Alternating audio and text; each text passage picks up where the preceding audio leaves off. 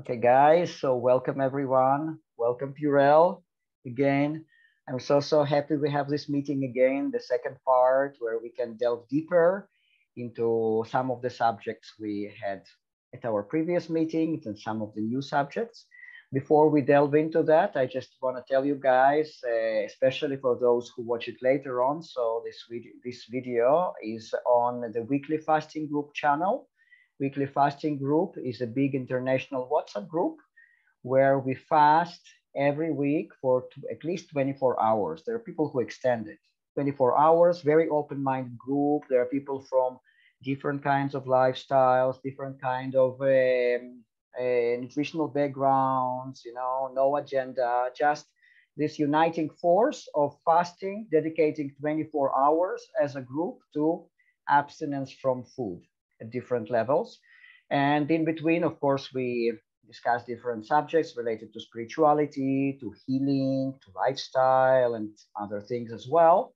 So if you are watching this video later on, you will find my WhatsApp number. My name is Arik. I'm the moderator of this group, and you can just send me a WhatsApp message with your name, and I will happily add you to this group. So that's about that. So as I said, today we have PurEL with us, coming to us from Spain. Namaste. And we will start, guys, with a short guided meditation. So I'm muting myself now for the next few minutes. Let's get grounded. So PurEL, over to you. All right. Thank you so much, Arik. I'm happy to be here again. It was very nice last time, and I enjoy spending time with everybody. Thank you. And yeah, let's get into it. So let's start. Close your eyes and focus on having a few deep breaths.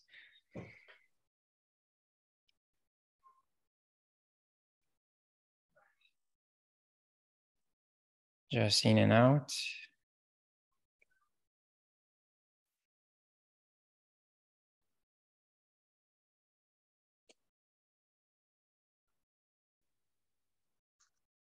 Just slow everything down.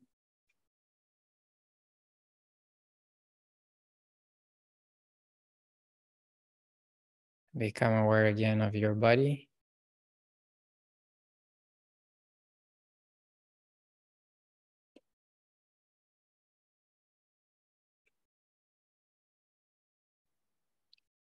With every breath, try to become aware of your heart beating.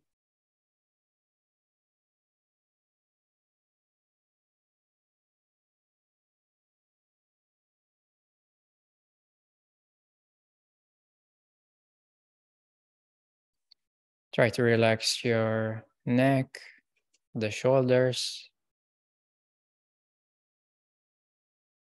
Set the intention to remove tension from the body. Relax your back, the hands, also the lower part of the body and the legs.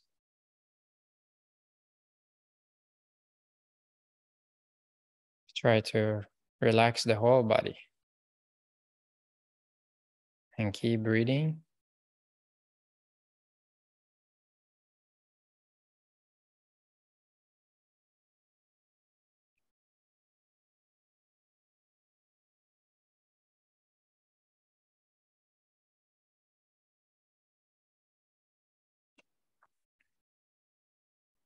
And set the intention to be connected with your higher self, your higher awareness.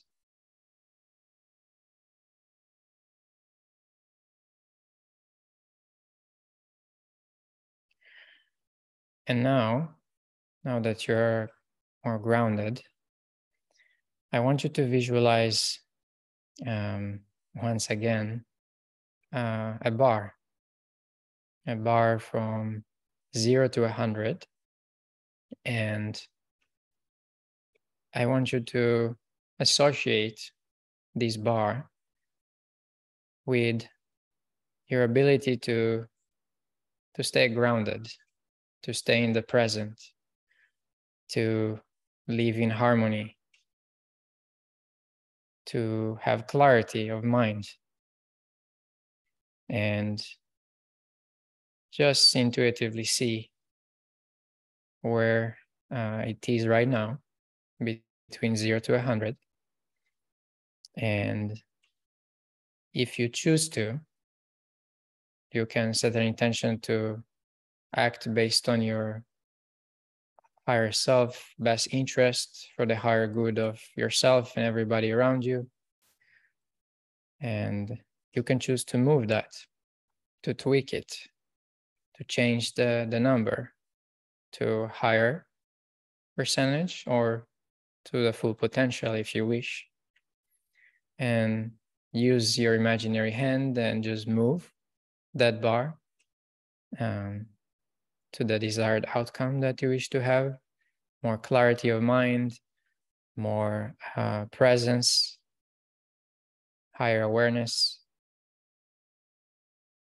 And once you move that, you can imagine that you start to install and download this new information into your body. And slowly the download gets to 50%, 60%, 70%.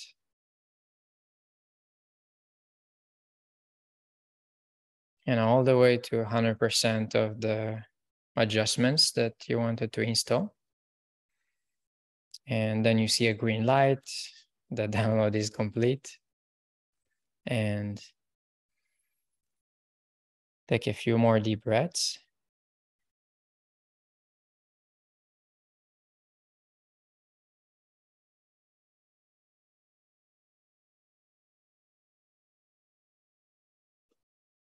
Maintain awareness of your body.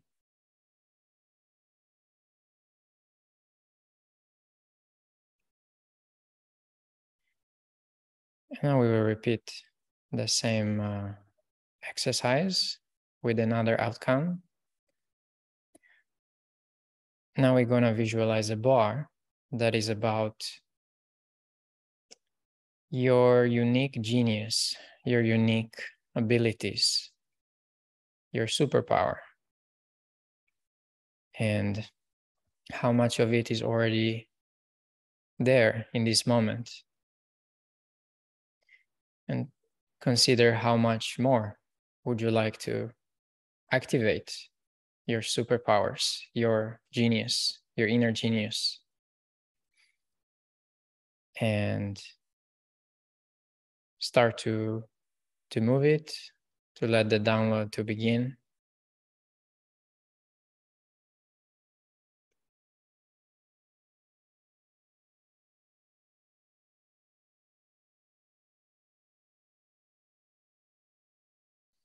And you see the download is progressing halfway through.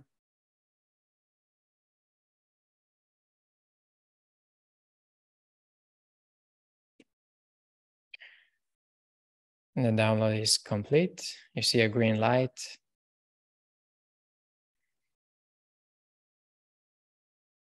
And while you're still in this grounded state, I'm gonna do one last thing. Set the intention that throughout this call, you will receive and become aware of exactly what you need in this moment. Nothing less, nothing more. And that for the next few weeks, for the next months, you're going to live in harmony with yourself, with others, and your level of joy, happiness, peace will increase. And say thank you to your body, to your higher awareness.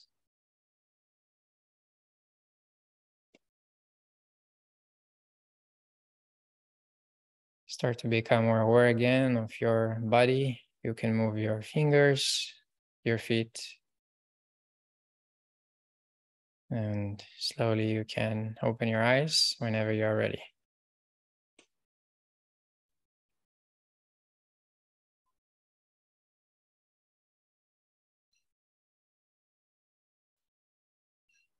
Thank you, guys. Thank you very much, PurEL. It was wonderful. Okay, guys, so then we will start. We have quite a lot of subjects to cover today. Now, PurEL, before our meeting, you sent me a list of different subjects you would love to cover. And the first one, I think it was called healing technologies or something like that. It was healing technologies, right? Yes, I think so. I also have it on the screen. And then you were talking about some presentation. But first of all, I would like to clarify for myself and probably for others, like what does it exactly mean? Healing technologies in your universe, from your point of view. All right. So if everyone watched the last video, as I explained, I got very interested in the last few years into technologies that can help us feel better, can help in our healing process. We all know that the power is really in our hands, but while we are not yet perfect, there are some things that can create certain environments that can support us in our healing journey, make it easier, make it more gentle, make it faster. And that's where I went on the journey to open the what's called the biohacking center, but the word is really used in many different meanings. For me, what it means again is finding technologies, healing technologies that actually create an environment where it reminds our body how to heal itself. It allows for healing, not necessarily in an invasive way, where some people do injections or things like that, where on one level, these things sometimes they work in one perspective, but I am really looking on the journey. How can I heal myself and eventually be self-dependent, right? But the funny thing is that certain type of technologies limit you from that, but certain other technologies actually help you through the journey, right? So first of all, that's the idea. And from what I came across, as I said, in many areas, from ice baths, from infrared saunas, red light therapies, magnetic field technologies, scalar wave technologies, frequencies, sound healing, um, all kinds of other things like oxygen related therapies. And there's many things there. There is hypoxia training your body to restore more oxygen in the body or be able to handle less oxygen. And then there is things like hyperbaric oxygen chambers where you actually put more oxygen so the body can create new blood vessel connections to put oxygen into areas that are damaged. And then there's biophoton therapies because we are actually light beings. Like it's even scientific. You can measure light in the body. Some people call it the aura or the magnetic field or biophotons, but it's all interconnected. And so for me, healing technologies are technologies that are helping with an element that is at the core of the human being important, like the original cause rather than the in-between, rather than the surface issues. Try to optimize the original part and also help us with what's called biofeedback to really see how the rest of the things we are doing in our life, like fasting and so on, how does it impact our body? Are we getting healthier, right? So you want to have many metrics that show you, are you getting better or not? Some things are more intuitive, like my skin is getting better. I start to lose pains around my body. I get more flexible, right? But some things are more like, oh, now I can stay in 5-degree ice bath for like 7 minutes. Where before, if I stayed in 9-degree, I would freeze. I would be painful. And even though I didn't practice for a while in between, but then now I'm much more clean, you can say, due to practicing so much dry fasting, for example. Then I come back to the ice bath and I see that my temperature control of my body is so good. It's able to be much better with hot and cold. So this is an element. So that's part of it. And a lot of technologies, essentially, at the core, they help you to it helps to create an environment that the body can have more energy. Now, from one perspective, you would think that if we can heal ourselves completely ourselves, then why do we need technologies? And another thing that I realized along the lines is that we are also living in an environment that is not natural right now. For example, people don't understand that we are like in a microwave right now. It's like, just because we cannot see all these frequencies and signals and radiation, we kind of became immune to it, but it's there. And so sometimes a technology that can transform these energies around you, for example, it does not heal you, but the fact that your body is suffering less from the original environmental issue, now the body suddenly has the ability, without interruption, to have the energy like it's supposed to do naturally, and then dramatically you might heal yourself. It might be, for example, in an infrared sauna where it kind of imitates the sun frequencies in a sense. And then you would see that people suddenly detox their body from toxins very quickly, and therefore their skin becomes lighter, and smoother, and they start to feel better. Similarly, the same like when I dry fast. But now when I combine the dry fasting with, let's say, the infrared sauna, everything is so much faster and less painful. So I've used these technologies in combination with these methodologies to make it easier.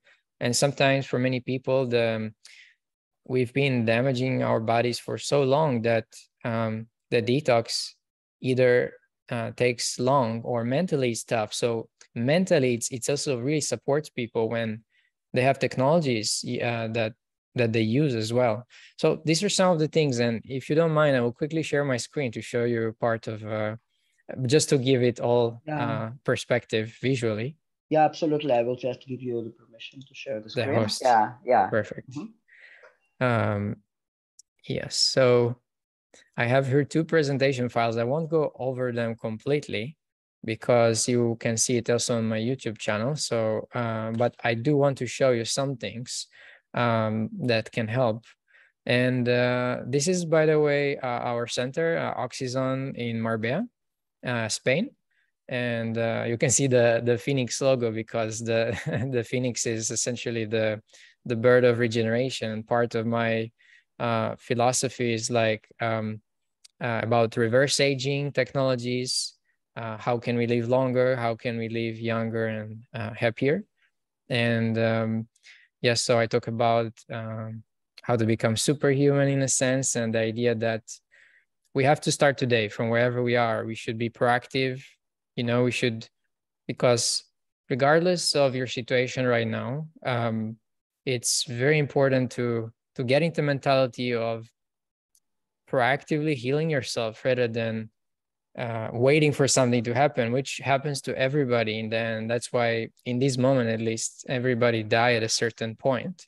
But I do believe our body is meant for more than that, but it will be a combination. In order to achieve that, it will be a combination of cleaning our emotions, our bodies, but also improving our environment so it does not disturb us.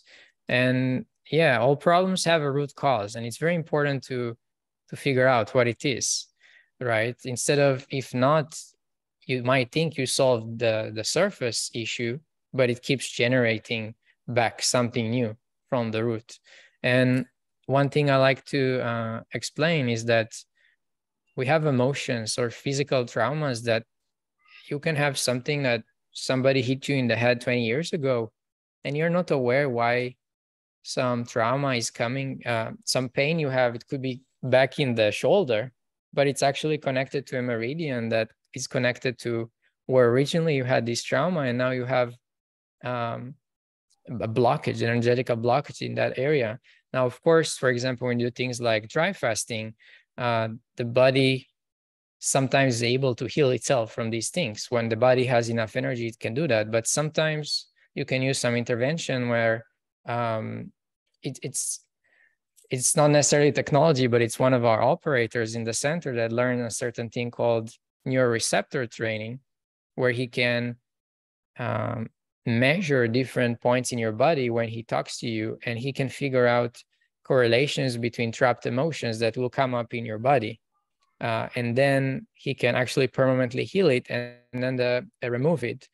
And then the pain goes away. So I want to clarify that doesn't matter any technologies or even fasting or anything like that. You really have to work to observe your emotions that come up and heal them.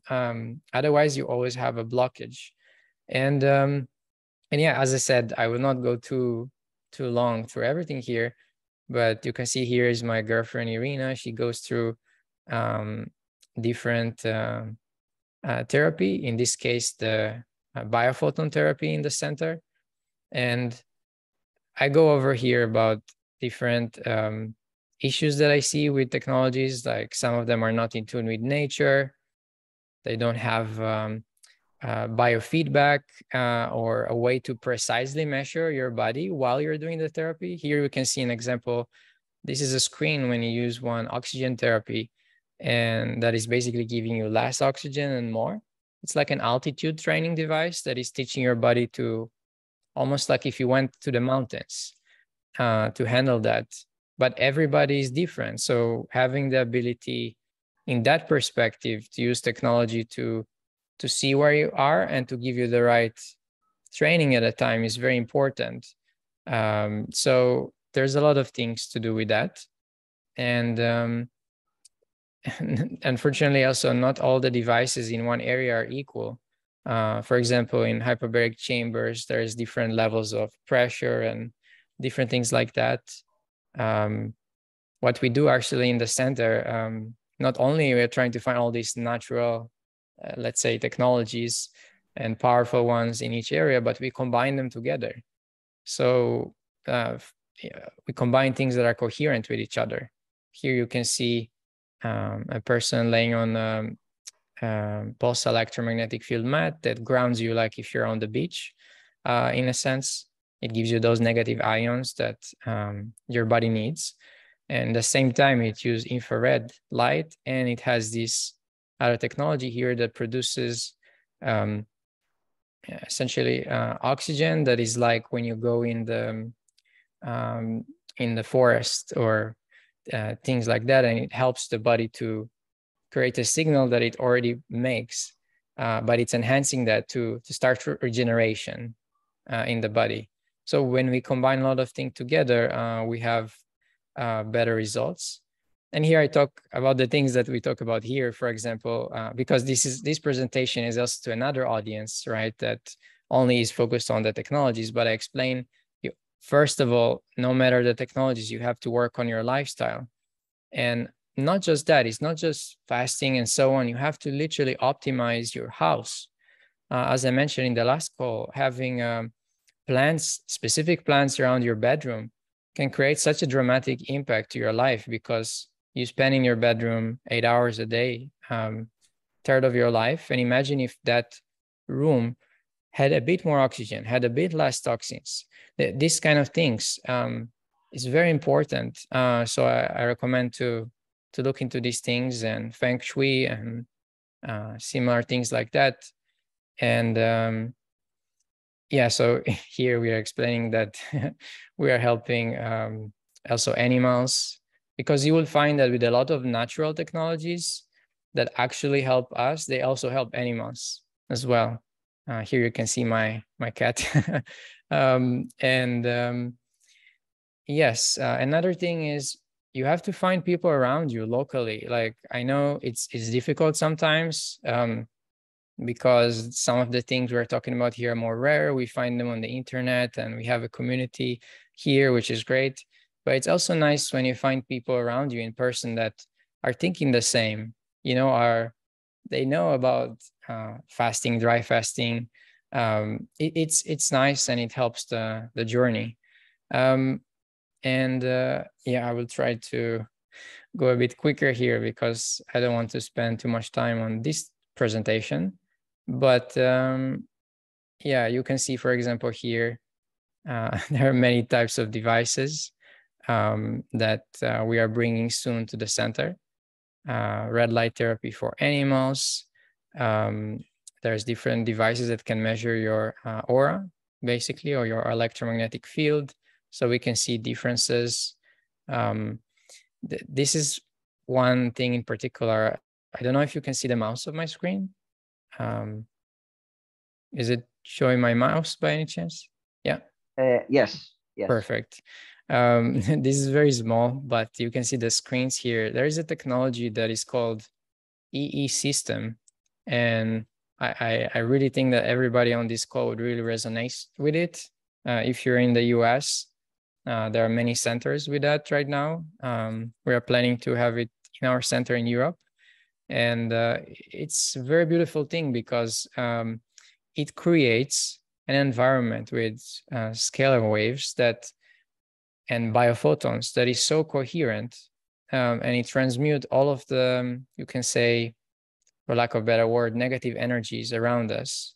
And that when you stay in that for a few hours, the body starts to really recharge its own batteries on its own due to not having interference, that miracles are happening. People are healing dramatically.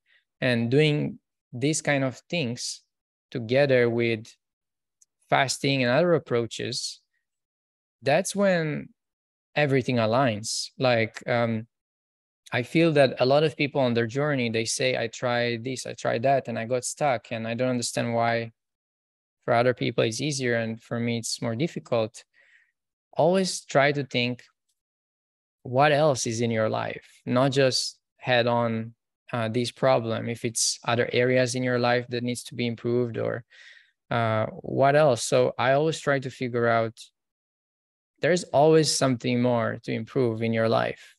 And sometimes it's important to look into other areas rather than the one that in particular you are right now really targeting. Because sometimes imagine that every area in your life, you can rank it from 1 to 10.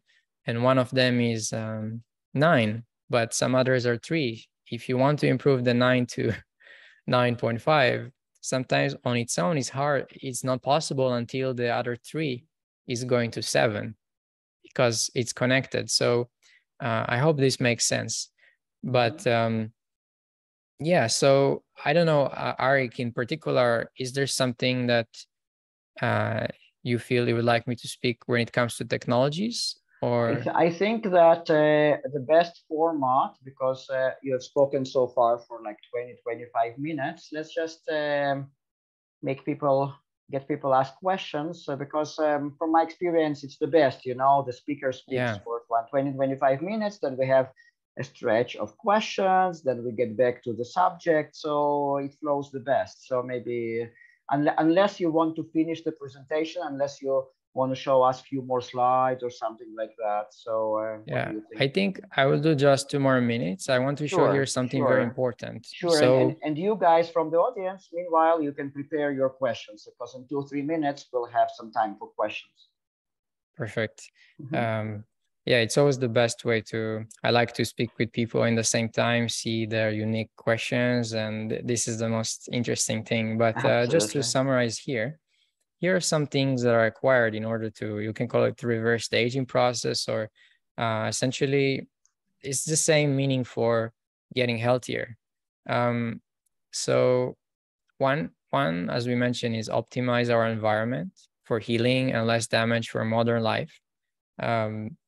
Another one is, of course, to optimize the way we eat and cultivate energy in a more efficient way. The third one is release trapped emotions, traumas, and heavy metals from the body.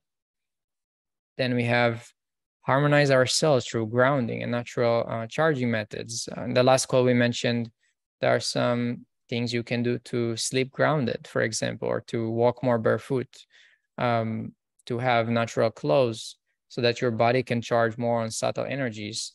So you see, if you don't improve that, for example, you'll have a more difficult time getting to a certain level of fasting, from my experience at least. Then we have optimize your own light system or biophotons. achieving more coherence so that the body can repair itself naturally, detoxing the body, and making the blood vessel connections in damaged areas to be repaired. So, and the last thing here is strength, bone density, mobility, and flexibility, all important. Like, I think that I realize that every time that I work out, my skin gets better, or I feel more the ability to actually detox my body and to go. It's very interesting. It sounds counterintuitive that when you work out, it will be harder for you to fast. But somehow for me, as long as I do a training that is not overexhausting me, and I move things correctly in my body, not in a way that damage my joints, it seems that it supports the body, it supports the detox, the movement, and so on. So that's something, and improving your breathing efficiency, starting to get used to both hot and cold. You will notice that almost every person you meet is either good with the cold and bad with the hot temperature, or vice versa.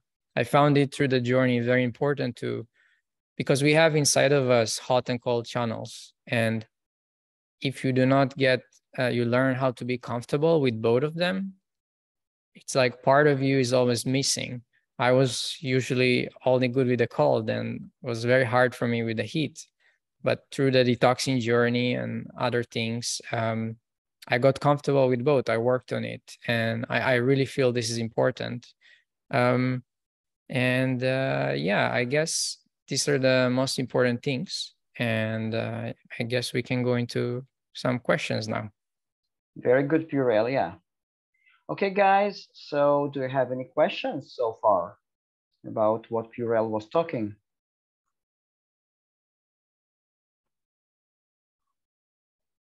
If not, I have some. But good yes. afternoon, PurEL. How are you? Yes, Ravi. How are you doing? How are you doing? Arik, how are you? Good, good, good. Okay, so please ask your question. PurEL, nice to see you again.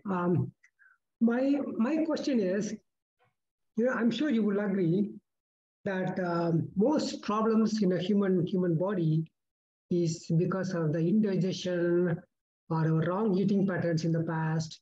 Because of that, we have toxins and waste collected in our intestines, and that's the root cause of most of the problems, right? So, do you have? I know fasting is the one that is going to heal it, but it's going to take a bit of time. Do you have any technology, which I saw you show your last list of technologies? Do you have a mechanism or technology which can, fix these toxins and this indigestion that is already stored in the intestine to release it for once for all good, and then we can, then we can continue the regular fasting and normally good dinner, right? A lot of vegans and raw and fruits and that is. Do you have anything like that, I'm just curious. Yes, and nice to see you again, Ravi, and thank you for the question. Yeah, actually we do, and that's something great actually to speak about, because one of the first technologies that my girlfriend Irina got into, and then I got interested in, and eventually now we use it in the center, is the biophoton therapy. And in particular, this specific technology, there are only 60 devices in the world. And why? Because it doesn't just give you external light into your body. It works with your own light, optimizes it, brings it into more coherent, and brings it back. In addition to that, it puts on top of it things that you measure that the body needs. If there is certain bacteria or that causes a food poisoning in your body, it will see it, right? And we can measure that. And that's the one thing that really worked for me every time through the journey that I had a very hard detox period or a day or a moment, or that I ate something that caused this, right? Indigestion. After using this, immediately I felt better, because essentially it's like homeopathy, but it brings it neutralizes those bacteria and problems in the body that cause this issue by basically using a reverse signal to what it is. And some other things could be like you could have had vaccines when you were younger, and in the first session, normally that's part of the protocol, that we have to see if there is some heavy metals that are blocking you from these situations, and 99% of the people have it.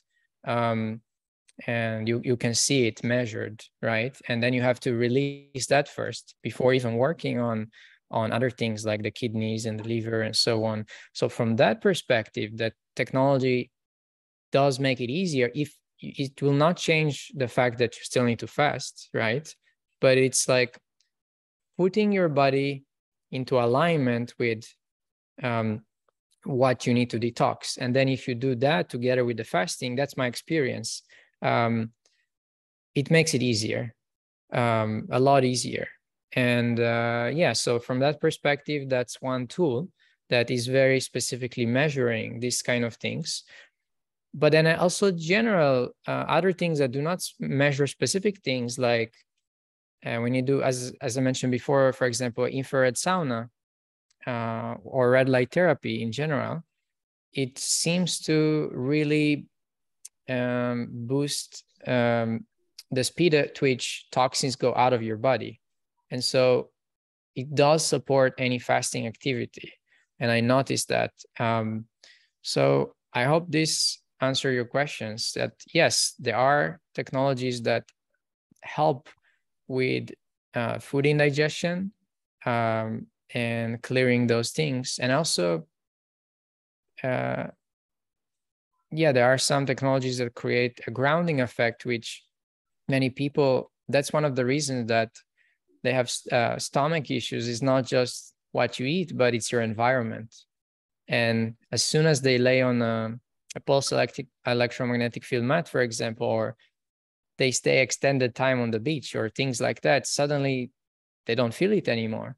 So it's like, it's becoming aware of more things that could create those issues, not just trying to add something to solve it, but for example, sometimes we do the biophoton therapy and it shows certain conditions that keep coming back.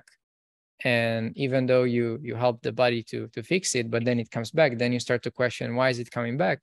And sometimes you will see that people never get good rest or to charge their batteries, because when they sleep, they have certain metals in their bed that causes their body to, to be in a certain, it's called, I forgot the exact term that is used, but the cell spinning, the energy spins in reverse. So yeah, but I hope this helps. Let me know if you have another specific question. Thank you, PurEL. Thank you. You're welcome. Okay, guys. Hi, good Hey, evening. Ravital. Shalom, Hey. shalom. Ravital is from Israel as well. Yeah, good evening. Hi, PurEL. I wanted to ask, first of all, if you mentioned metal detox. So how do you do that? And another thing is, you have to be in person in order to, other treatments that could be done from far away, or you have to be in person? All right, thank you. So you said heavy metal detox, right? Yeah. In the beginning. With our center right now, I will answer the second question first because it's easier. We currently don't do certain therapies from far away. It's more here. The goal is to open more of them. But I think if you research some of the technologies we have, you will find them around you. And just by becoming aware of those things like infrared sauna, oh, infrared sauna can actually help dry fasting. Oh, interesting. So these kind of things, now you can kind of, you will find it around you, I believe. So it's nice because in our center, we combine so many technologies. So it's like a one place to see all the technologies that somebody like me that cares about natural things and fasting still uses, right? So I would say this, first of all, is how you can, if you cannot come to Spain, this is how you can utilize some of these things. Now about heavy metals. Yeah, sometimes the body doesn't want to release these metals for a reason, because other parts are not operating in the best way. So if you did release that, it's going to create an issue in the body. That's why it keeps it stored somewhere. So the long answer is that, or the short answer is that it's not a one-day process, right? It's an overall well-being thing. But for example, it's shown that when you do dry fasts for extended periods or for consistently throughout the year, eventually the body is essentially more clear overall, that it is able to release those metals. But sometimes there are things that are, in particular, they don't let go, and they could be attached also to an emotion somehow. So that's where using some technology that ideally is in tune with nature can help you to really measure where you are, right? And is there something left? Yeah, so maybe it's not a clear protocol, I would say. I do believe that as you heal yourself in general, those heavy metals can go away naturally without any intervention. The problem is it's tough, like it's not goes in one time, right? So I do like to combine, as I said, the fasting with multiple other areas so that I really get to this point. And a lot of things that in the measurements were showing before for me that I had are gone now. So of course, I don't know exactly which one did it, but the combination of things seems to help, especially when we are stuck and we try it in one way all the time. Combining more things can help. So for example, if you go to infrared sauna 3 or 4 times a week, you would probably, and you combine it with the fasting, you would be able to detox much more than before. That probably then the body is more clean, and then suddenly it's able to go for the deeper toxins, right? So yeah, I hope this clarifies it. Thank you. Yeah, and so no magic pill. It's a hard work. It's a process. Yeah. Okay. Thank you. It's about consistency. It doesn't have to be hard. It can be easy, but it needs to be consistent and to become part of our lifestyle. That's the key. It should be a lifestyle. It should be, a habit. It's not like you reach some goal and then you go back to how you lived before, because then you lose everything you gained. So. Exactly. Yeah, and that's where it's important to do it gradually, because if you think that, oh, I eat now this way, or I don't do fasting, and now I have to live every week with 1 day a week to eat and this, and all the way from here, the mind cannot accept these things. So you cannot say this is the destination. You have to realize that, okay, I want to heal, so, and I know I have to be consistent. So eventually it becomes part of my lifestyle. So wherever I am, I just need to add a little bit more and stick to it. And then you are a new person at some moment. So from that new person B, it's closer for him, the other thing. And then you can make so it's more like comes back to living in the present, right? And doing what is in front of you. And that ability, yes, most people don't do it, but that's what brings you to true healing. And yeah. Yeah, it's a way of life. Yeah, not a, Okay, thank you very much, PurEL. Thank you very much. Thank you. Okay, guys, any more questions?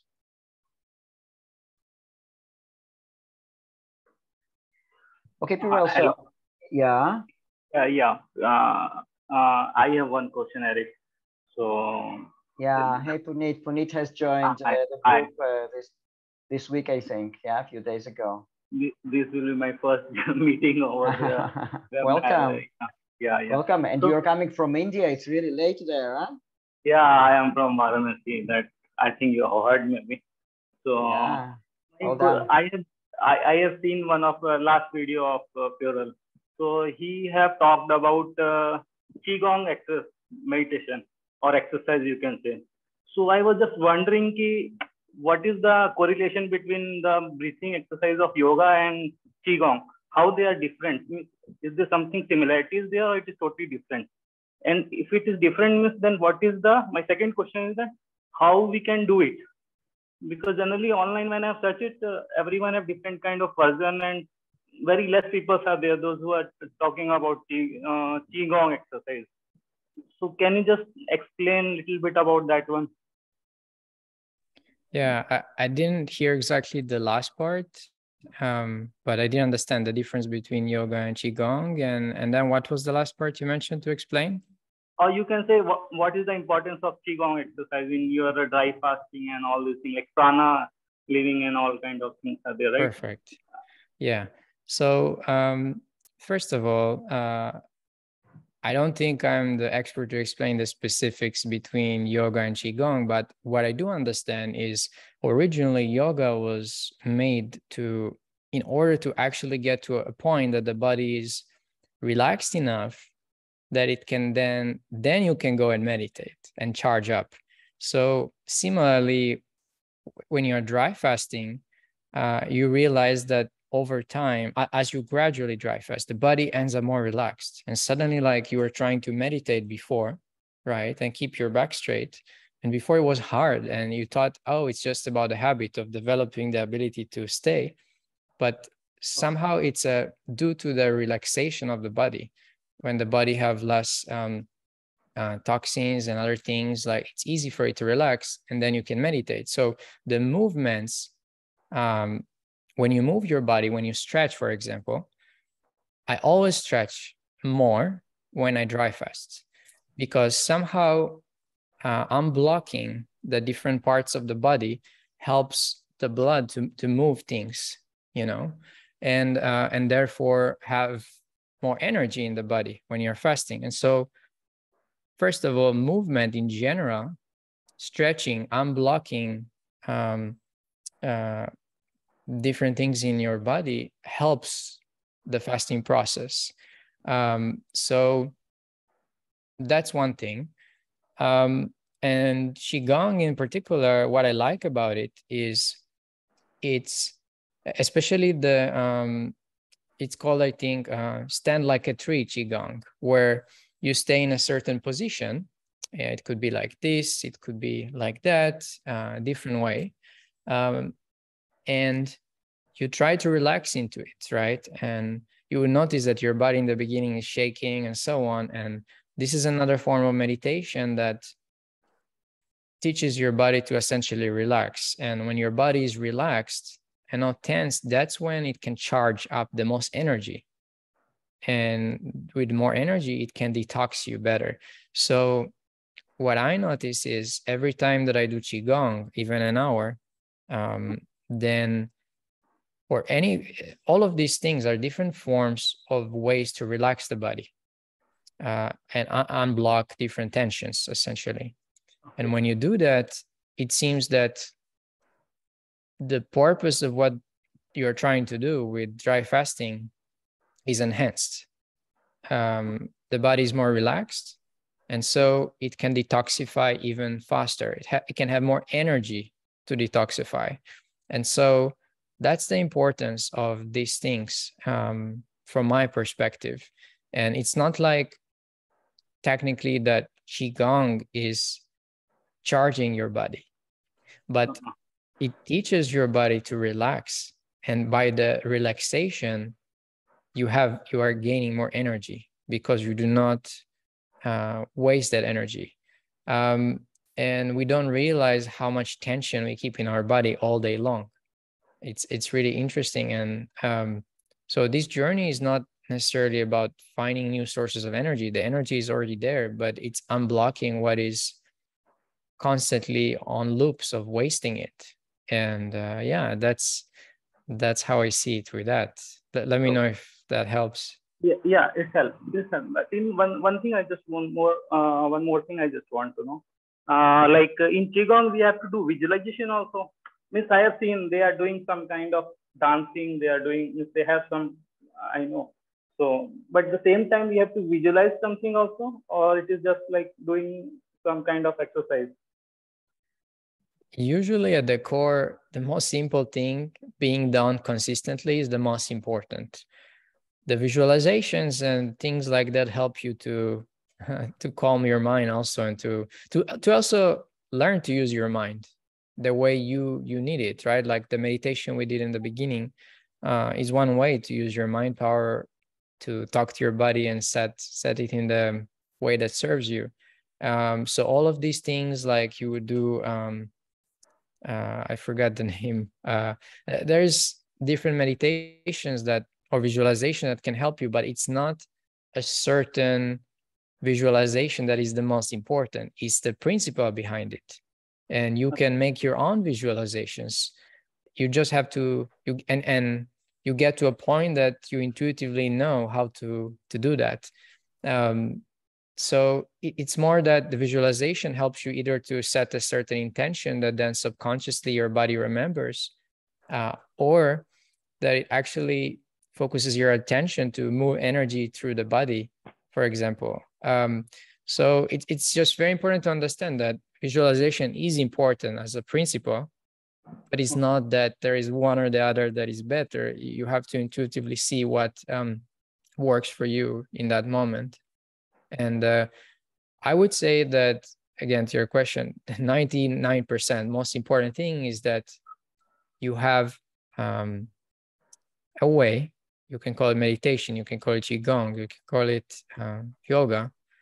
You can just sit and close your eyes and focus on your breathing, whatever it is, a way that you consistently teach the body to relax. Now, I find that just doing that or just doing the fasting is not sufficient, because you have to merge them together, right? So when you combine both of them together, it's like, imagine how important it is to learn to relax when you're dry fasting for the first time. And this is another cat of mine in the background. Yeah, and so that's what I think. I think you have to be consistent over complicating what is the exact method. And remember, at the essence, you want to relax, right? So then the body charges up more energy. So what you recommended me is like, I just want to know any guidance, like do yoga or qigong or dry fasting. Recently I've started, like it is just 1 month. I just did 4 or 5 dry fasting did. So in that case, how to start this journey? So I'm very much interested. That's the reason I'm just asking this basic question, like yoga, qigong, and all these things. So I thought it is best to ask with you to how I can do what I can do. I think that you have to see what resonates with you the most, because what resonates with me, because the most important, again, is that you repeat it consistently. And you will repeat consistently what resonates with you the most. Like some people dance, and that gets them in tune with their flow and their body. But I think it's good to have something that is also without movement, just relaxing. And what I like about the qigong in particular, and why I recommend it, is it's teaching your body to stay in good posture, and to relax that way. Not only to learn to relax when you're seated down and so on. So I feel like it teaches the body more things. And the other thing is, I like to at least remember to do those habits when you are fasting, actually, and to correlate these two habits together. So every time you're fasting, then do these kind of things, at the very least, if you don't do it outside of it. Or if you want to eat a certain thing that you consider heavy, do the qigong beforehand, and then after, see how you feel. So yeah, that's what I recommend, on top of gradual dry fasting that is part of your lifestyle, either a weekly dry fasting habit or smaller window of consumption, intermittent dry fasting, or both. And yeah, that's what I would say. Okay. Thank you. You're welcome. Thank you very much. Okay, guys, do you have any more questions? I wanted to ask you, PurEL, you mentioned that in your center you have a particular technique you work with that which helps a person release trapped emotions, and then as a result, different things in the body improve. Now, I'm really interested in this psychosomatic treatment or healing. Could you please elaborate on that, how it is done exactly, and what's the principles behind it? Yeah, so it's not exactly my expertise because the Mario, the guy that works in our center, it's his thing and he master it, and it's called specifically PDTR, and neuroreceptor training. But yeah, I mean, the essence is he has some techniques where he would show you a certain card, which could be an X or a line, and in the same time he would touch a certain point in your body, and then he would do, you know, this kind of tests with the hand, and you would see when it gets stronger or weaker and so on. But it's beyond that. Kinesiology, maybe, yeah, kinesiology. It's combining that as one small element Yeah. for the testing, but you would see if you I can only describe what I experienced with him. It's not like I know everything that he's doing, but it would be like he would touch certain areas, or he would do this or these different type of things that from the learning this technique, like it allows him to see if there is something blocking that area, that channel in the body. And once he discovered that, there are things he can do that together with the person bringing up what comes to their mind as the emotion in that moment, allows to work on releasing it. And after, he will see that this is gone. And with kinesiology or other tests, such as you would see that a person can basically multitask doing 2 things in the same time, and after that suddenly he can do 6. So it showed there are different things to show that different things got unblocked. And yeah, we use for the purpose of unblocking trapped emotions, we use this therapy combined with the biophoton therapy as well. Yeah, very interesting. And the release itself, the release of the trapped emotion, is it through words or through a kind of cathartic expression such as crying, or how does it get released exactly most of the times? I mean, it doesn't have to have anything in particular like that. But sometimes, yes, people cry and they don't understand what happened, or they had a back pain and suddenly it completely disappears. Mario knows why, because he understands the specifics of it, but the person is like, wow, this is amazing.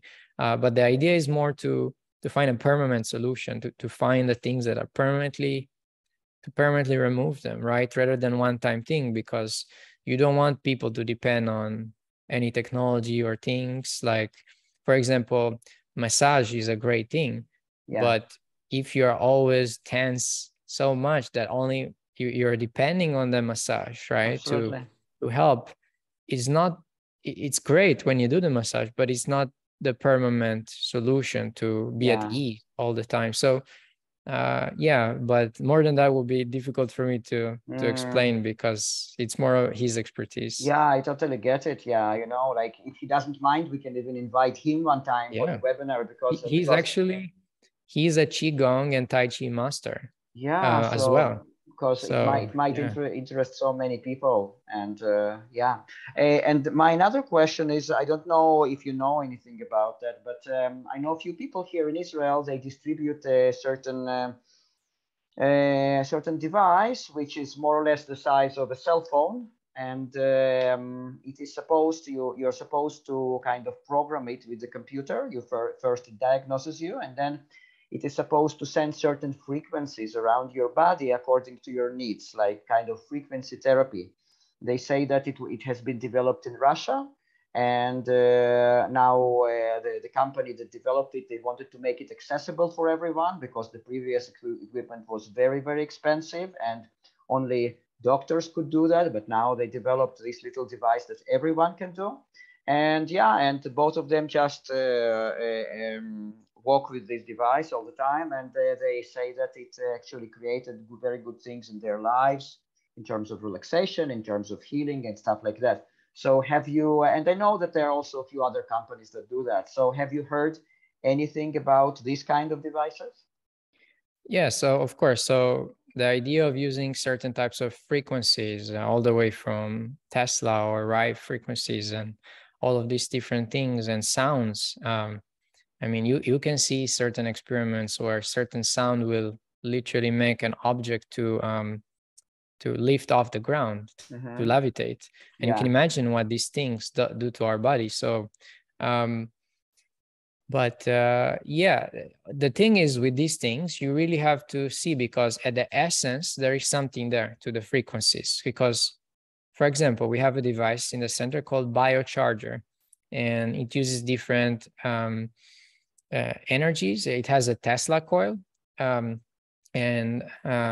it provides different energies that are normally in nature, like from lightning or from electromagnetic fields or light or sounds that we don't have when we are indoors.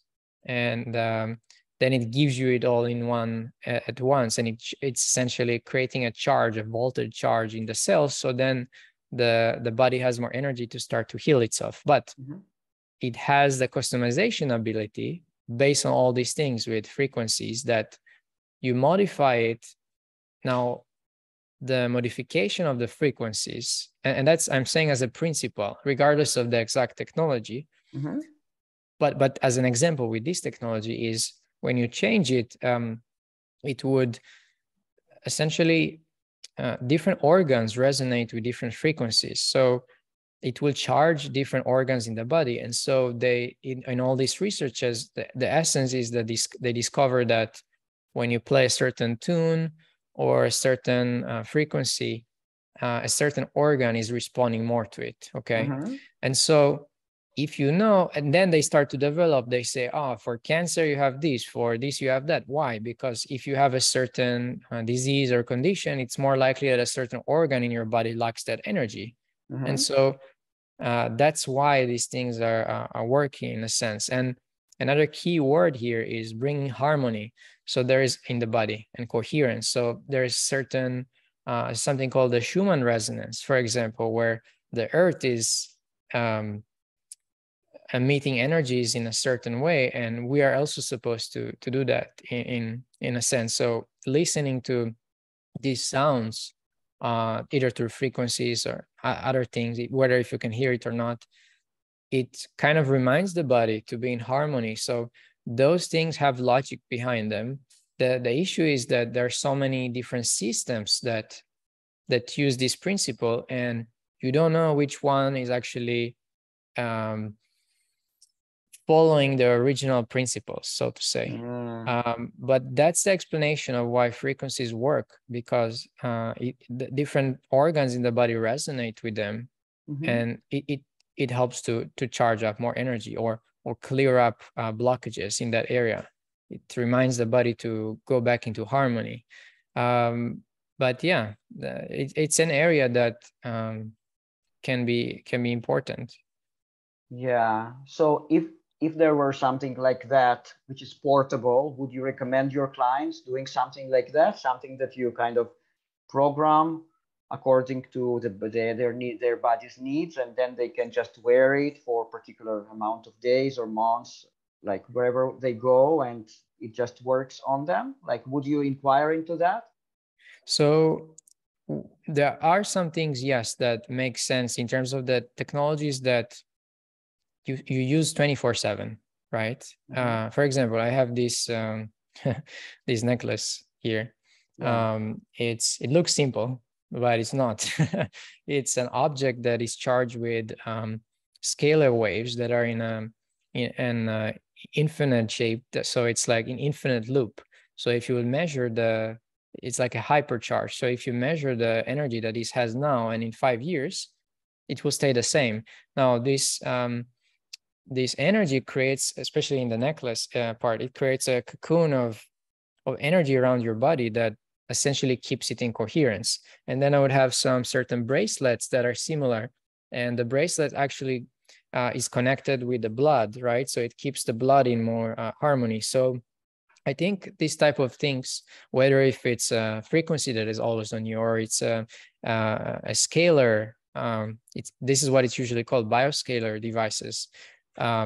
Or some people wear copper bracelets on their feet because the copper is conductive and so it charges more energy into your body. But you have to resonate with it. But one thing that some people have certain types of mini pyramids, and it goes from higher level to of impact versus less, and you have to study it.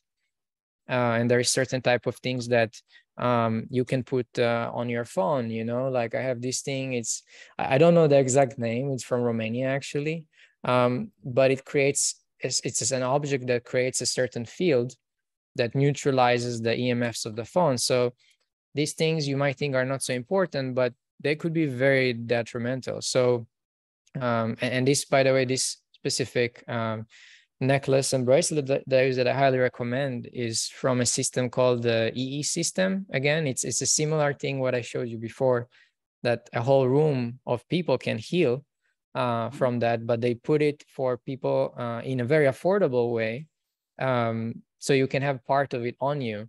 And that's something that I recommend, and it's something that I even measure. It has measurable results. If you do Kirlian photography, you will see that the aura of your body went from here a little bit more, different holes start to align. So I just advise people with these type of things to really look behind it. What are the results? What are the proofs and measurements? Just because some things like that are more powerful than others, and that's it. But yeah, there are what I love about these things is that if it does work, it's a little adjustment that you can set and forget, and then it works for you 24/7. And those type of changes are high impact. Just like I said, if you change the environment of your bedroom because you are there every single day, that's high impact. So I like to make these kind of adjustments. That's amazing. And those little devices or those little things that you demonstrated now, can they be purchased like through your center, or like do you sell them actually, or? Yeah, we sell them at the same cost that we get them because I'm actually trying to get it at a bulk price so we can have it very low for like 30 or something. But if you wanted to get it today, it's on a website called EE System, and it will be $100, I think, dollars, something like that. But so yeah, we do try to have a store in the center. So imagine people can have it immediately instead of like order online. But in your case, if you're worldwide, you can also just order it directly from those websites. And so yeah, in the center we are creating, it's in the process, like a shop with different items that I recommend people to get. And something is not even for profit. It will be like, oh, just remember to get these type of plants for your bedroom. And really, people underestimate. If you don't have plants in your bedroom, please research best plants for healing in the bedroom. And these are little things that sometimes we overestimate. When you stack a lot of these changes together, 10, 20, how much they can help your healing process. Suddenly you can fast longer and you feel great. Yeah, absolutely. Yeah, absolutely. And if people specifically want to purchase them for you, for example, from you as a way to thank you or something like that, or to support you, can they just contact you and then you can just somehow arrange the payment and sell it to them, or it's yeah. not? Yeah, I mean, possible? they can do that, or at least I can forward them to where they need to go. Okay, that's good. Yeah, that's good, because there might be some people who just want to give back, for everything you're Yeah. giving now. So yes, PurEL. And then before we move further, I also want to ask you about a hot subject in the groups that I manage, which is urine therapy. What's your take on that? Some people really support it vividly, sometimes support it avidly. I mean, other people say that it's just a waste of the body. So what's your take on that? Yeah, of course, because I researched so many things, right? And that was one of them.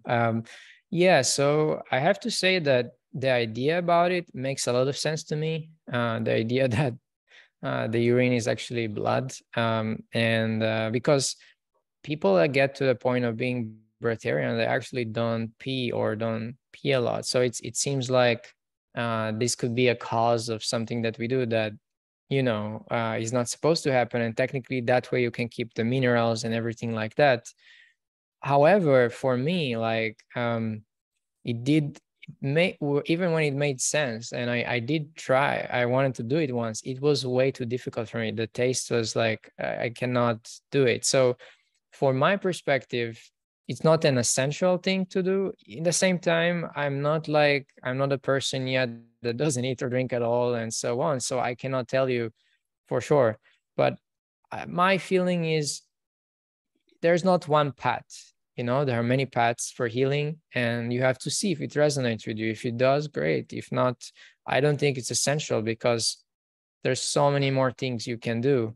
Yeah, so that's one perspective about it.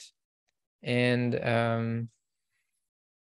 I guess that the only thing is that it's good to know, so that if one day something happens and you're not yet fully breatharian, let's say, and there's no food or something like that, that's when I will drink my pee, you know, because there's many stories of people like that then they survive very long.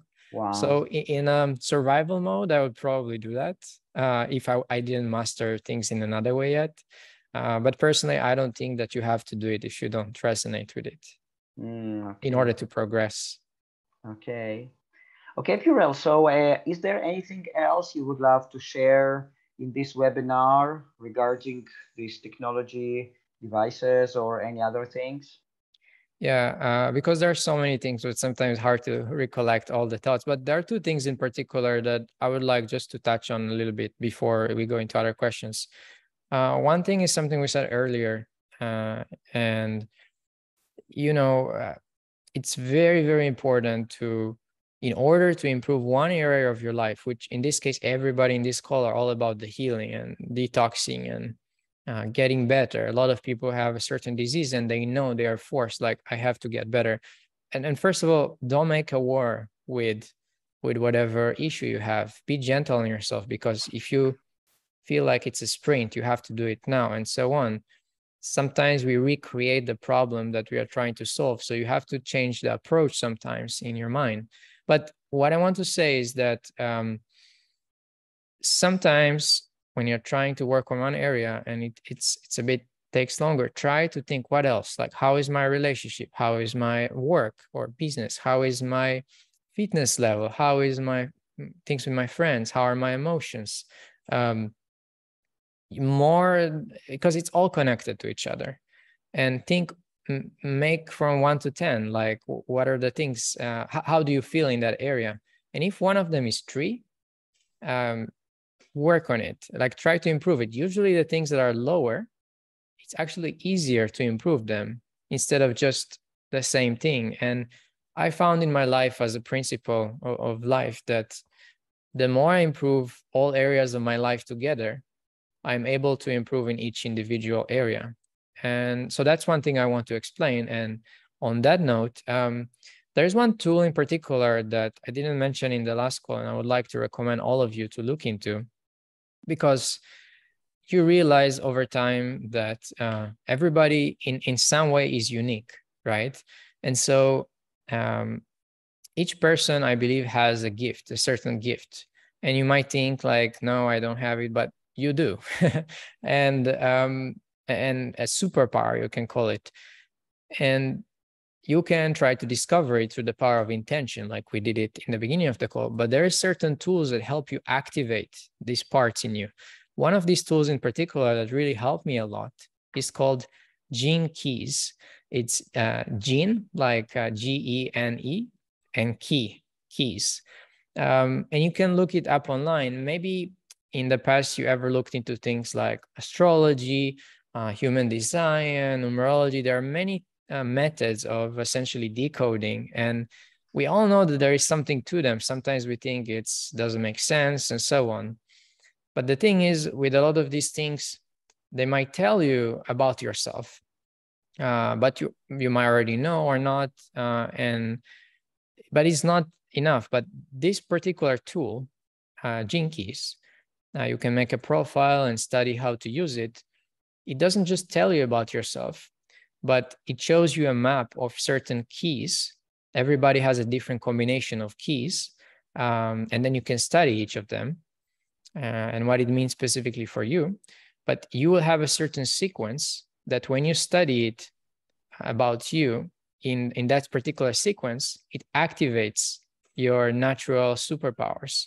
And I went through this process in the last few years, and I then recommended it to multiple friends, and the transformation with that is very powerful. And it's interesting, even if you don't believe in things like astrology and so on, from a perspective of psychology, you would see that each key, for example, has 3 layers. It has the shadow level that you use. If you transform that shadow level, it goes into the gift. And then there is the higher gift. And for example, I give you an example. It shows that in my work area in my life, I have the key that has the shadow of hunger. Hunger in particular, it means like I want to do many things and so on. So everybody has these shadows, right? But they are not negative, but you have to learn how to use it almost like a fuel that transforms into the flower. And then in that perspective, the hunger goes to the gift of adventure. So I go into adventure mode from this. And that's a better way to utilize my unique being. And then the highest way is boundlessness, having no limits. And of course, when you read the book about the key, the guy explained more than just what the word means in English. But the point is, it's a very powerful tool that if you study it for yourself, it helps to activate the parts in you that are actually your gifts. And now you start to operate from that level of frequency rather than from what's called the shadow in that perspective. So once again, I cannot explain too much about it because without visuals and stuff, but the tool that is called Gene Keys, I really recommend you to look into it if it's something that you feel you're ready for, to work on yourself, to figure out what's your unique way, what are your superpowers. Yeah. Very interesting. Okay, thank you very much. Okay, so anything else you would love to share? No, I think these are some of the thoughts in particular. And if you want, we can go over some of the questions I think people asked before. Absolutely, yeah. I forwarded a few questions for you from the chat, so I will just read them out loud. So someone says, Namaste and good morning, Mr. PurEL. Thank you so much for your precious time. I'm a beginner with raw diet and fasting. Thus, my queries might be naive. Okay, and then the first question. I want to eat intuitively now. I'm satisfied with less. My question is, do we need to count calories or force ourselves to meet certain threshold of calories? So that's the first question. All right. So the person is new into fasting and asking about the calories. So, nothing is right or wrong. I had a period in my life like I changed to eat cooked vegan food 7 years ago, or 6 years. I cannot recollect the exact time now. And in that period, I wasn't counting calories. And in some moment that I transformed to eat a bit lighter cooked food still. And I was working on my body and fitness and so on. Somehow from that model of life, counting calories helped me, and I was losing weight and so on. So it was more helping to understand how dense different foods are, what they're doing differently in the body. So from that perspective, it was interesting. But where I am today, I don't count calories and I eat raw foods and so on when I do eat, and usually fruits. So I would say that counting calories is not necessary, in my opinion. What is more important, and I say it lightly, because if you didn't do other things, then maybe counting calories would be important. But I think that it's a better model of life not to count the calories, but to learn to feel things and to see what your body can do, right? And you can observe yourself, like what happens when I eat less or more. This is the key to raise your awareness instead of depending on numbers or certain things. And I think that the reason for counting calories when you eat cooked food, for example, it might be more important, but when you eat lighter foods, I feel that the body, of course, after the detox period, the body is like able to stay well on less and less food. So it's, in my opinion, it's not something that you have to do. If you feel like you want to do it, do it. The more important thing is that you have, in my opinion, rest time throughout the week for your body. Rest means for me dry fasting, and that you gradually progress on that. Even if you're new, just start with 8 hours, like we said the other time, and then progress. It doesn't have to be a lot, just consistent. Plan it for the next year. Yeah, and it seems that it seems that when people eat less calories, right, but without rest, without intermittent fasting, without dry fasting, they get to a point of suffering somehow. But from my experience seeing, but it's interesting that in certain studies, they would show two people eat the same calories, but one fasts more, and that person like actually has better results, either if it's with fat loss or detoxification or feeling more full even in the end. So that's interesting. So I would say that it's more important to add fasting time rather than counting the exact calories. And so if throughout the detox as a beginner, if you do make sure that you have these fasting times, when you feel hungry outside of it, eat as you feel. Just be aware of why is it happening. And this way, I think things are going smoothly. Yeah, amazing, very interesting.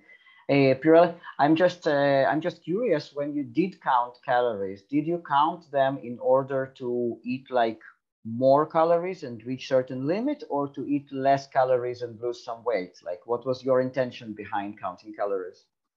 And yeah, and keep in mind, for me, it's like another lifetime. It's before when I did that. So it was from a different perspective. Totally. I was not even fasting at that time. It was more for, I had a goal to lose body fat, increase my muscle mass, and feel better in general while eating vegan food. And at the time, I didn't have the awareness I have today. And so from that point of view, it did help me back then. But where I am today and the way I feel, I understand that is not necessary. And as long as I fast and then I eat intuitively, because you know, there is something that I said on another video where you, every person here that wants to heal themselves, you realize that there is a new way of being that might be more beneficial for you. But right now you are living on another program, let's say, and you want to have a new program. So what is interesting is, instead of saying in one time I completely let go of my old program and have a new one, which is very not unsustainable, and you're trying to force yourself, like people suddenly cut a certain food category or a lot of them completely, that doesn't work, because your habits are still with the previous program. So it comes back, and then it comes like a yo-yo effect, and then the new program completely disappears and the one is back. And that's what everybody has. So instead, try to maintain, allow for this moment the old program to stay, which means on the normal weekdays, you eat the same like you do, right? And then when you do the fasting days, you allow the new program to coexist with the old one. And now, little by little, this program grows and grows, and this one will start to diminish, but you do it gradually, so it's staying permanently. And that's a more healthy way to do things. And the counting calories part, I feel, doesn't support this idea so much, if it makes sense. So yeah, that's right. I was just curious if you were like overweight or then so you probably went in the direction of reduction calories when you did count them, because you say that you wanted to lose some body fat. Yeah. So for you it was to reduce. Yeah, that's what I just was just curious how it was in your case. Yeah. Thank you very much. We are going to the next question. The same person is asking, since I began with juices and fasting, I'm experiencing detox symptoms that for me, the time being, make me feel that for the time being make me feel weaker. So detox symptoms feel weaker and make them feel weaker. So there is this fear that if right now I fall ill, if I would need allopathic medicines, will I be able to take them with juices or salads or fruit? This is the strange question, because I have grown with the mentality of filling stomach with cooked food before taking medicines. And now in this transition period, this fear of getting diseased and not being able to take medicines really disturbs me. So how would you address that? I see. So that's interesting. So that's something that many people deal with in the beginning, is the fear of feeling ill. But one thing you have to know is that the feeling of feeling ill and sick, which means the body, let's say, have flu symptoms or headaches or shivers or different things like that, actually that thing is, and I say it very lightly again because people can misunderstand it, is it's a good reaction of the body. That means the body is healing itself, it's working. In fact, the worst thing you can have is that you have disease in the body, but the body doesn't react to it, so it doesn't do nothing. That's usually what happened before people die. So sometimes. So first of all, recognize that when you have those symptoms, change your mindset about what it means. This means that the body is starting to heal itself. Wow, great. But of course, it's not nice. So the smart thing is, let's not overdo it in the same time. So when you do, for example, I don't know this person, what they were doing before, but for example, if you're eating cooked food and you go immediately to juice fasting, which is helping, but it could bring a lot of detoxification in the body. The body says, wow, I have all this energy. Let's immediately remove everything. Let's raise the temperature in the body, burn it up, like remove the mucus and everything. And suddenly you feel all of this. And we are conditioned to think that this is bad. So what do? We take the medicine, we suppress it.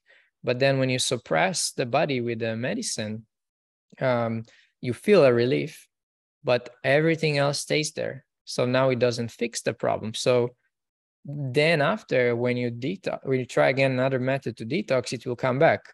So many people know this, but the key is, how can we still deal with it, with those symptoms that we know are maybe temporary? The body is healing itself, right? Body suddenly has energy to deal with it. But how can we do it in a more pleasurable way that is more sustainable?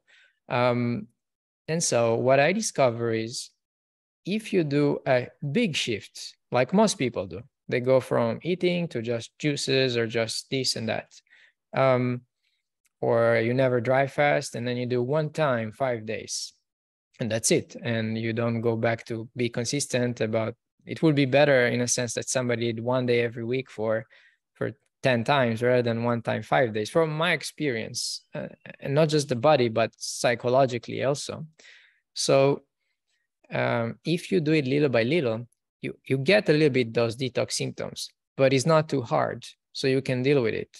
And you have a break, and then you do it again. But every time there is less and less toxins in the body, less and less. So you remove the same amount in the end, but instead of feeling it all at once, which you give up and it's too hard and it's not nice, and you psychologically create damage with this idea, if you do it little by little, it becomes enjoyable and you do the same, but not so hard. But, you know, when I changed from 5 years of eating cooked vegan, I changed to raw foods. The first 2 weeks, I felt so amazing. And afterwards came a detox period. Suddenly, I have mucus, I have headaches, I have all of these things, which I didn't have for so long, living on this way. But I was so happy because I knew this means, wow, my body is removing things that were stuck for so long. And I took it easily. Once it passed, then I had a lot more energy. So I would say if you have fear about not taking medications or having to surpass this feeling of feeling ill, or feeling that in general, when you're detoxing, I would say choose a more consistent and less far away approach from where you are to detox. Choose something closer to where you are, but consistent, that will get you to the same place. Maybe it seems slightly longer, but you will not feel as ill at the time. And yeah, that would be the best way to deal with that. Amazing, PurEL. Yeah, I just wanted to add that this weekly fasting group, the idea behind it is consistency. Because the idea here, 1 day a week, you yourself decide your level. You can do it juices, you can do it liquids, you can do it dry, water, whatever is good for you. But you do it week after week after week. Now, upon that, with the time, you can build whatever you want, whatever practices you want, but you build this consistency. And that's basically the essence of this group, to do it week after week after week. So yeah, and I think somebody has to say that, because I don't hear too many people talk about the power of less time but consistent every week. Some people have the perception that it has to be one time and long fast, or only when you enter into this length it's happening. But the fact is that even if it's less time but it's consistent, in the long run there is a higher impact when you do that and you make it permanent. So and also the beautiful thing about this is you don't go to dramatic healing crisis like this. You can actually achieve the same new level of health as somebody that goes into dramatic mode. It's like the same story with the person taking the sprint, reaching only here, but then the person doing the marathon gets to a longer way. But, you know, the person doing the sprint is like, I cannot breathe. And in the same time, he's like not reaching as far as the other person that went consistent and slow, right? So it's just the right way to do things, from my perspective, if you care about long-term health and well-being. Yes, absolutely, absolutely. Okay, PurEL, and the third question from the same person, the last one from him or her, do we really need B12? I couldn't find clear info on this. All right. So again, this is something that it depends on how you feel and where you are. I mean, I would say with a B12, it's not something that, even if, let's say, it's possible that you didn't need that, but you did take it, it's not one of those things that would make much of a difference from my intuition, at least. So if you feel for security, and especially during a transition period, to do it, do it. I personally didn't do it. I don't do it. But I'll explain why. Because my intuition and my experiences, and from research of things and patterns, normally during the healing process, because the body doesn't know yet how to make this vitamins, minerals, all these things on its own like it's supposed to do. So through this detoxification period, it uses so much energy to just clean that it doesn't sometimes have the power to make these things. So in the same time, if you do it slowly, from my experience, you might not need to take any supplementation, and because you give your body enough time to readjust. Now, if you go through a very dramatic healing crisis, I can see the sense why some people do lack a lot of things, and then suddenly they have issues, and then if they took it, they would feel a lot better. But similarly, some people take medications and they feel a lot better, but you don't know exactly what is better in that sense. So always the answer is do things slowly and gradually. If for you, slowly and gradually means in this moment, take B12, you know, don't eat just fruits, eat raw or whatever it is for you. Maybe for somebody, it's just not eating meat in this time, or are just adding certain fasting. So when you do things that way, you cannot make too many mistakes or too dramatic shifts for the body.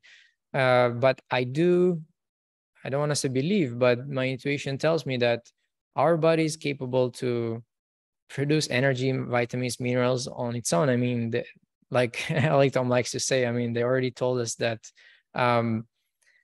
we basically get vitamin D3 from the sun, and that's basically photosynthesis, right? So the thing is, can we get more things? The thing is, from the perspective and research and studies, when people eat cooked food, no. But perhaps from those new possibilities where it's raw, where you're in tune completely with nature, which there's not many studies about, maybe you can do it, but that's something that you have to find for yourself.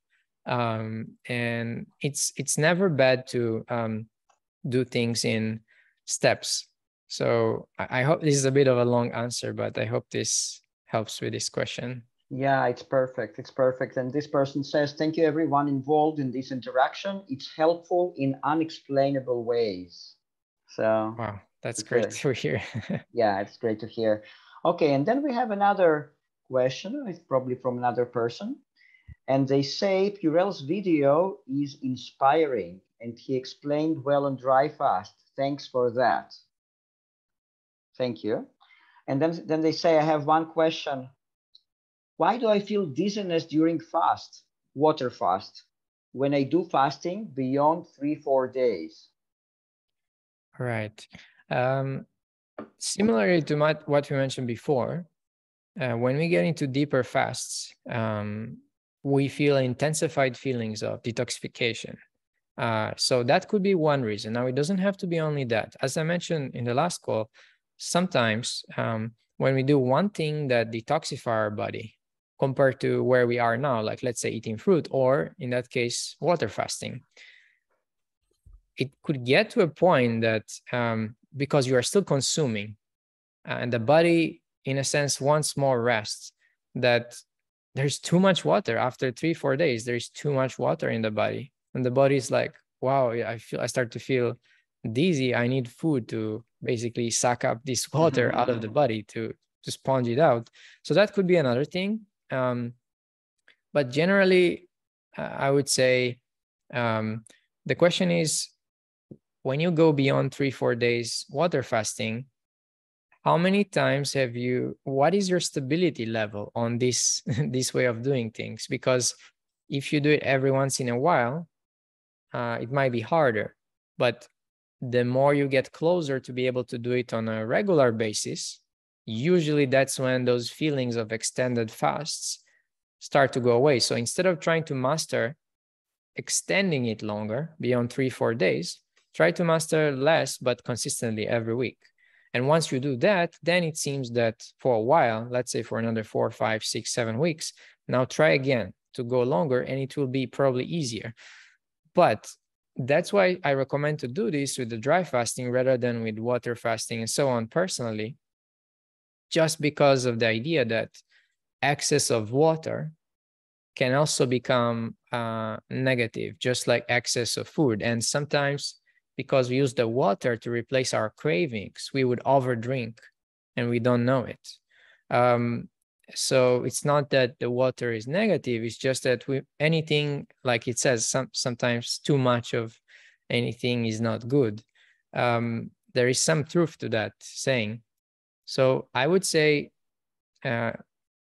if you are doing already 3-4 days water fasting, and maybe you've been doing it many times, try instead dry fasting now, because dry fasting is it's more powerful. And if you can already do 3-4 days of water fasting, try to go back to less days, but do dry fasting and then expand from there. And somehow it could be that because at the core, this gives the body full rest. Maybe you can progress like this instead of having too much water in the body. I hope this makes sense. Yes, absolutely. Absolutely. Okay. And the last question in the chat, and then we will ask our audience if they want to ask any questions. And if not, I think we are going to wrap it up because we get closer to 2 hours now.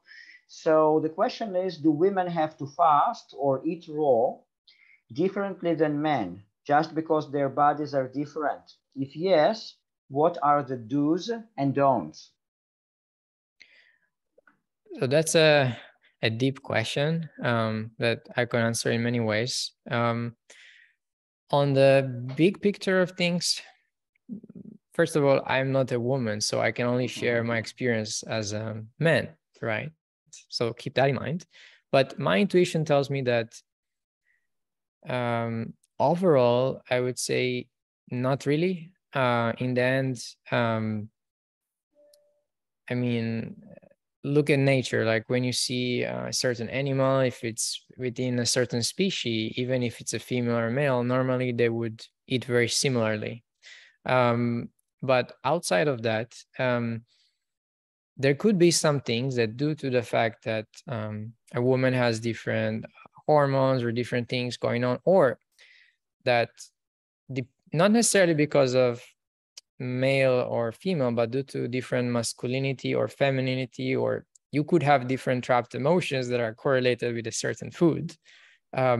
So regardless, actually, if you're a female or a male, you as an individual might need to eat differently in a certain moment in order to have an equilibrium of not having too much detox due to not eating so many things that you have cravings for due to having emotional trauma with, right?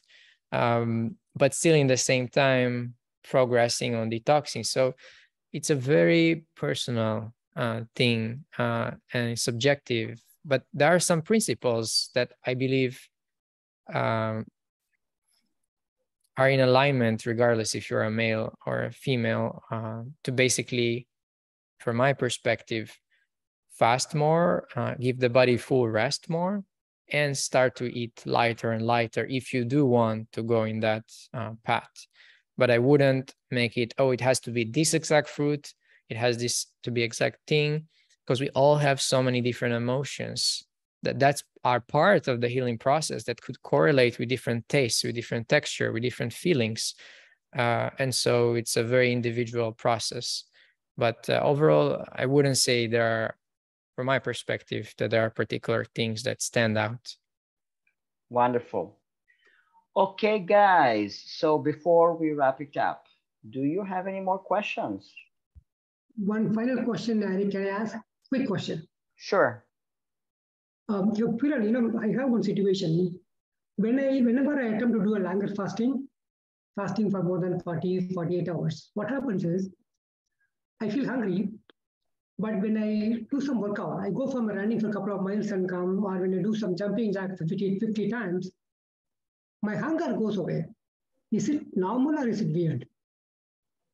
It's very, very normal. And usually, similarly and intuitively, when I am in the middle of a fast and I feel hungrier, unless it's extreme hunger, then maybe it's better to just eat in that moment because you want to keep the habits, right? But what happens, I feel, is that as you fast, different toxins go from where they were blocked into the blood.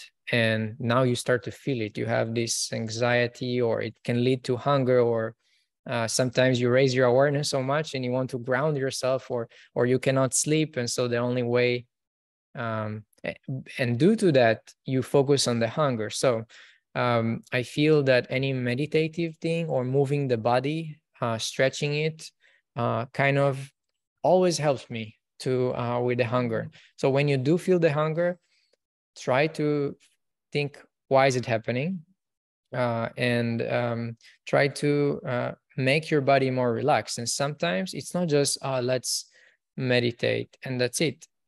First, stretch. Think wherever you have tension, and it could be in different places. It could be here, there. Try to stretch. And once you're basically untense those areas, Then if you want, do other movements or workout, or even meditate after that, because now you can do it more properly. And once the body relaxes, it seems that the hunger starts to go away. But in different moments, we are more ready for this than not. And also, when you stretch, you might notice some things like you might start to yawn, or maybe when you yawn, your eyes are tearing up. It's different ways to detox, but you kind of have to let it open up. Sometimes, like, you do something and it's like the body is starting to move that heavy object through you, but now you have to do one more thing to kind of to relax it. So you stretch, you move, and then then it goes. And suddenly, many times, like, I went through, let's say, in 2-3 days dry fasting, and I did those stretching and other activities, and it speed up the process. That suddenly, I don't know if you ever experienced it, you suddenly feel like water moved in your body, and now you're suddenly not thirsty anymore, but you can hear it, like water moved. And then it's like, oh, interesting. But why? But it seems to happen more often after I did some stretching or some activity. But the issue is, if you overdo it, you might lose too much energy, then you are ready. So, but light activity, something that just feels right, relaxing the body, not creating more damage, that helps for sure. Thank you so much, PurEL. Thank you. Thank you. You're welcome. Good, good. Any other questions, guys? Probably not. Okay, PurEL, so I think we are going to wrap it up for tonight. We'll put all your contact details again below the video, so people can contact you and inquire about your center, about coming, about products and other things. And I just want to let you know, you guys, that we have scheduled another meeting with PurEL a little more than a month from now. So then we can cover many other issues we haven't covered so far, right? Yeah, and yeah, go ahead. No, I just had to say that you had to unmute yourself because you were muted. So. Oh, yes. I